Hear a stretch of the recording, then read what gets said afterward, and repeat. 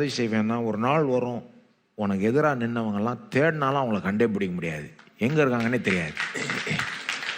அந்த அளவுக்கு உன் பிரச்சனையை மேற்கொள்ள நான் உனக்கு உதவி செய்வேன், உன்னை பலப்படுத்தேன், உனக்கு சகாயம் பண்ணுவேன்னு சொல்லிட்டார்ல 10ஆம் வசனத்தில். எப்படி எந்த அளவுக்கு சகாயம் பண்ணுவேன்றது தான் அந்த 11, 12. அப்புறம் தான் அந்த 13 வந்து அற்புதமான வசனம். சில வசனம்லாம் அப்படியே குறித்து வச்சுக்கணும்.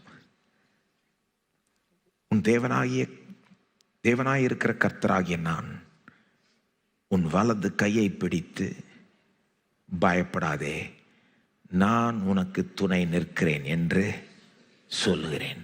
எப்பா என்ன வசனம்! அதை 10 தடவை வாசிக்கணும், அதை கண்ணை மூடி கற்பனை செய்யணும்.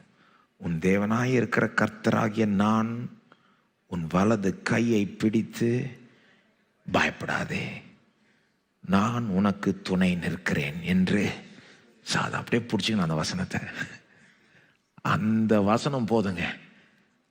அந்த ஒரு வசனத்தை பிடிச்சிக்கிட்டீங்கன்னா நீங்கள் எல்லாத்தையும் எதை வேணால் மேற்கொண்டுருவீங்க. கண்ணை மூடி கொஞ்சம் கற்பனை செஞ்சு பாருங்க.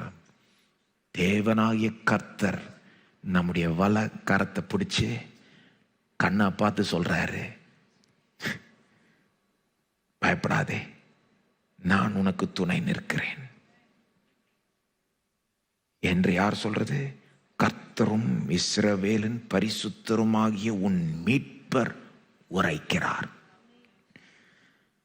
ஒருத்தர் நம்ம கையை பிடிச்சி, இந்த உலகத்தில் இருக்கிற பெரிய ஆட்களே நம்ம தோள் மேலே கையை போட்டு வா பயப்படாத நான் இருக்கிறேன் அப்படின்னு சொன்னாலே நமக்கு கொஞ்சம் அப்படி ஒரு இது வரல, ஒரு தெம்பு வரல, ஒரு உற்சாகம் வரல. சரி பார்த்துக்கலாம், இவர் தான் சொல்கிறாரு. பெரிய ஒரு ஆள் ஒரு சொன்னால் எப்படி இருக்கும்? பிரதமரே உங்கள் கையை பிடிச்சி நான் இருக்கிறேன் பயப்படாது அப்படின்னா எப்படி இருக்கும்? இது வந்து தேவனாய் இருக்கிற கர்த்தர்